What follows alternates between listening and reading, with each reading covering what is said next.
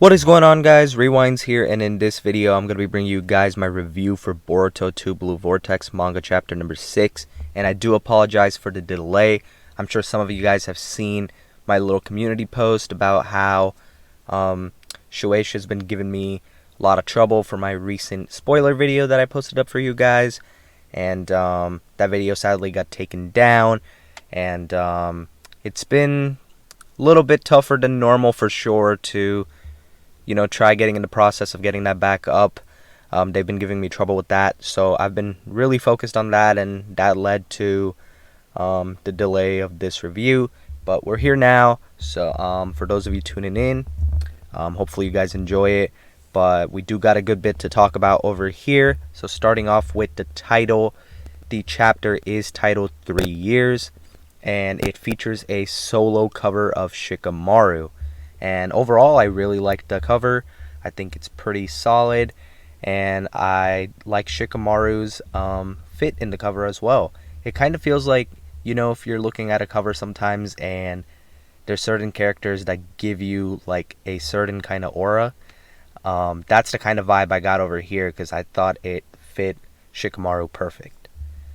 So we kick off this chapter in an interesting manner. Shikamaru is actually talking to the two elders from back in the Naruto days that would chime in a lot, and most of the time, in my opinion, would end up giving some bad takes that would be against the interest of Naruto as the main character, because they wouldn't allow him to do things, because they'd always be like overly worried about the village and whatnot.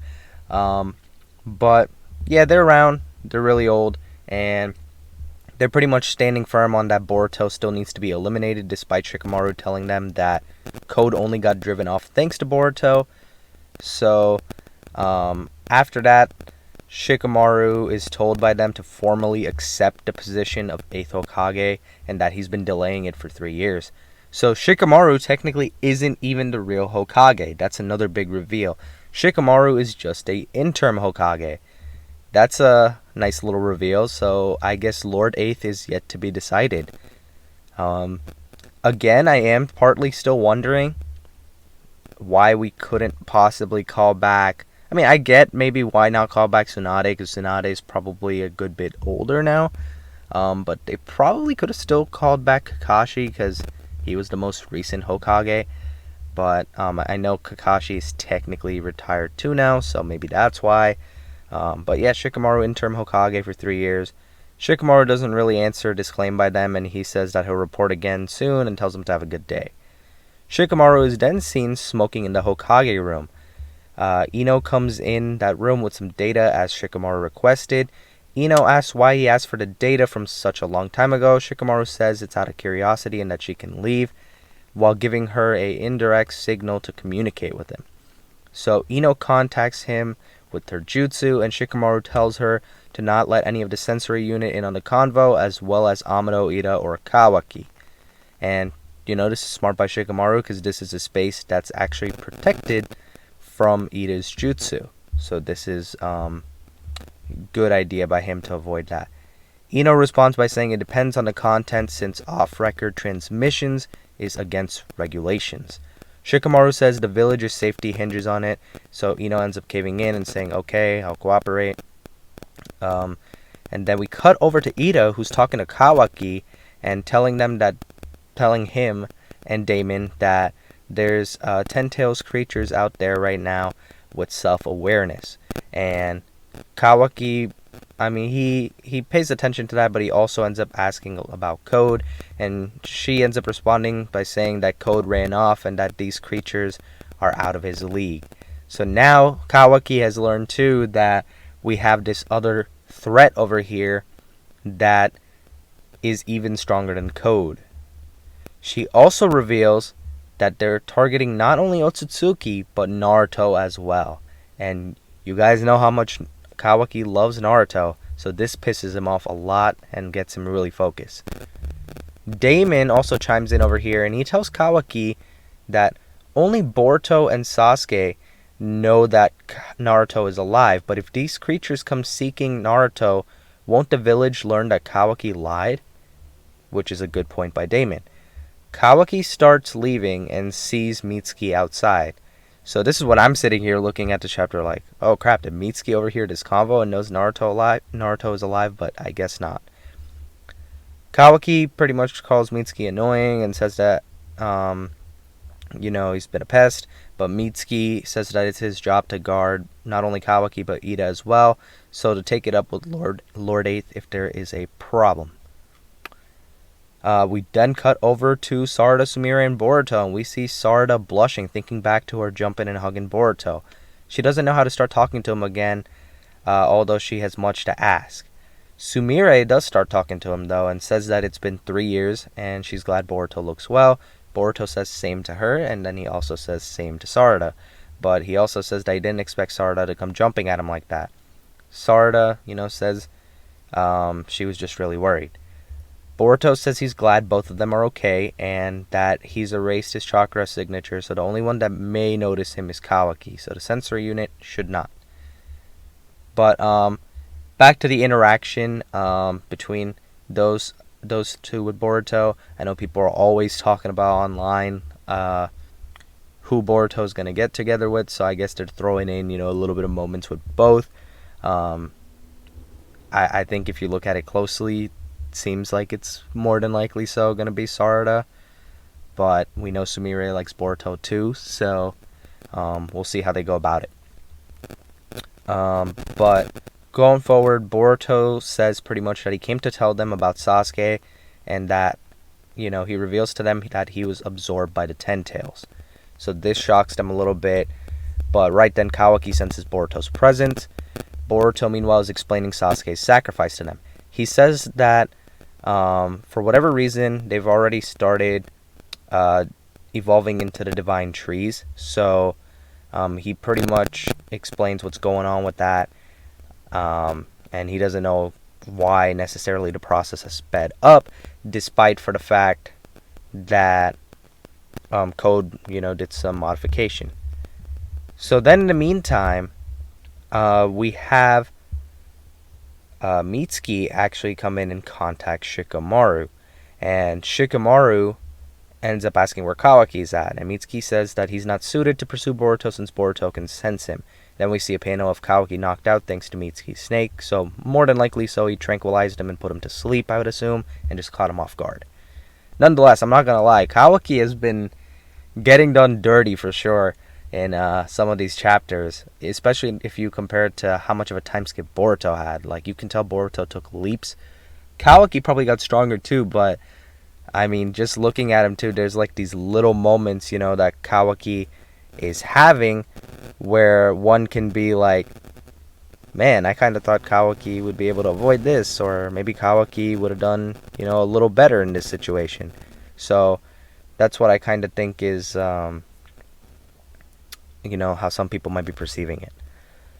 So after that, Mitsuki asked Shikamaru to have Ida pinpoint the location of Boruto for him, and Boruto, meanwhile, is explaining to them that the evolution of these divine tree creatures is due to Code's chakra, and that after that, Boruto actually gets contacted by Shikamaru and is told not to react, and that the convo is just between them two thanks to Ino.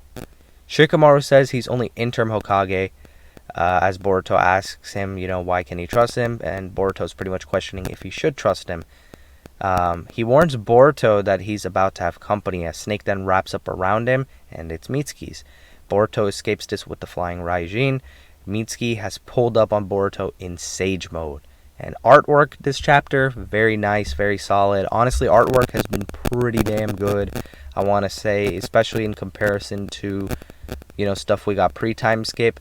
It's been really good and consistent in comparison for sure. I'm glad it's improving. Mitsuki tells Sarada to move aside and that he doesn't care for the lies that Boruto fed to him and Sumire. Mitsuki then attacks with striking shadow snakes, and Boruto responds by slicing them up with purple lightning. So Boruto says to Sarada as he's fighting that he swears to rescue Sasuke and everyone else who's turned into trees. He also says including, but then doesn't mention the next person, which I'm assuming he was about to say Naruto's name. But I guess he doesn't want to go over that because I guess that would be big info to drop right now. That is probably going to happen at another certain point, and that is going to lead to probably some big developments going forward. That could happen, though, in the next coming chapters. Boruto then starts flying away and pretty much says to them that he'll be back. And Shikamaru is then talking to Boruto as he's flying away, a little more open communication now, and says he wants to help him, but he can't do it openly, since, it would look weird if he openly helped the guy who supposedly killed the last Hokage. Boruto says no thanks to request, but then Shikamaru mentions the name to him. That kind of changes his thoughts a little bit. He says, "You're Boruto Uzumaki, aren't you?" And he then says he never thought that his memories may be fabricated until Amano brought the idea up. And then he asks Boruto to tell the truth. Boruto has now flown out of Kawaki's range and asks how far the mind transfer reaches as well. He then says that he has a loose end to tie up first, so he doesn't continue talking to him. But right then, we see that Mitsuki had planted a snake on him, which it seems like Boruto had allowed, and then we see Mitsuki charging in at him at the same time. Really close, and the chapter now ends with Mitsuki pulled up on Boruto, and Boruto saying, "Sorry, Mitsuki, but I'm going to have to get a little rough with you." And that is how the chapter ends. Overall, another really good chapter to a great chapter. Honestly, guys, it's tough to say which ones are my favorites and whatnot, but every Boruto 2 Blue Vortex chapter has been really good and above. I have enjoyed them. A lot of stuff feels well paced. A lot is going on. Just things aren't dragging, and new developments are occurring that are pretty nice. I'm just overall very satisfied again. This, however, isn't, my favorite chapter, I'd say, of the series, but of like the 2 Blue Vortex portion, but it is definitely still a really good chapter. I'm going to give it a 9 out of 10. I really, really loved the chapter, and I hope that they continue it on going forward in the, next few chapters and, on beyond that too. But I would have to think back what my favorite is. I'm really not sure anymore, because I'd have to look back at the numbers, but I'm pretty sure my favorite was somewhere in between 3 to 5. I think chapter 4 sounds like the one. It was the one where Koji is revealed at the end. I think it was chapter 4. Yeah, Koji revealed at the end to be working with Boruto and us seeing these creatures. I also really enjoyed last month's as well. That was also really, really good. When we got to see the creatures, talking to each other, and then we got to see a little bit of the flashback of Boruto and Sasuke. So, I'm interested to see how things go from here in general, and I'll talk to you guys next month again about like the spoilers and the review, and drop my review whenever we get to that. I think next month we'll have the chapter dropping on the 20th, I want to say again, so a little bit later than this month, but we're back to the norm. So I'll keep you guys updated. Hope you guys did enjoy the video, though. Definitely let me know what you guys thought about this chapter in the comments below, and that's gonna wrap up this one. If you guys did enjoy the video, be sure to hit the like button and subscribe to my channel if you guys are new. And as always, I hope you guys have a good day or night whenever you guys are watching this video. I'm Rewinds, and I'm out.